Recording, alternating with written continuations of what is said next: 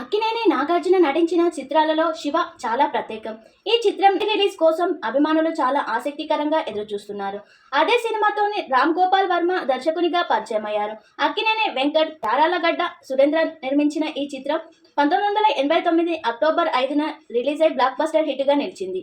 ఇళయరాజా సంగీతంలో ఈ cinema musical హిట్గాను నిలిచింది. ఈ సినిమా శివ 1990 పేరుతోనే హిందీలో రీమేక్ చేసి రామ్ గోపాల్ వర్మ అక్కడ కూడా హిట్ అందుకున్నాడు. ఇప్పుడు తెలుగులో మరోసారి వెండితెరకు రానుంది. 30 ఏళ్ల తర్వాత శివ మళ్ళీ ప్రేక్షకుల ముందుకు వచ్చేందుకు రెడీ అయిపోయింది. నేడు సెప్టెంబర్ 20 అక్కినేని నాగేశ్వరరావు 101వ జయంతి సందర్భంగా శివ రిలీజ్ విడుదలను నాగార్జున ప్రకటించారు. నవంబర్ 14న శివ వస్తున్నాడంటూ నాగ్ ఒక పోస్టుతో ప్రకటించాడు. మరోసారి సైకిల్ చైన్ చేతికి చుట్టిన బాక్సాఫీస్ వద్ద వసూళ్లను సాధించేందుకు శివ వస్తున్నాడంటూ అభిమానులు కామెంట్స్ చేస్తున్నారు. సైకిల్ చైన్ చేతికి చుట్టి విలన్లను రఫాడించే ట్రెండ్ను సెట్ చేసిన చిత్రం శివ.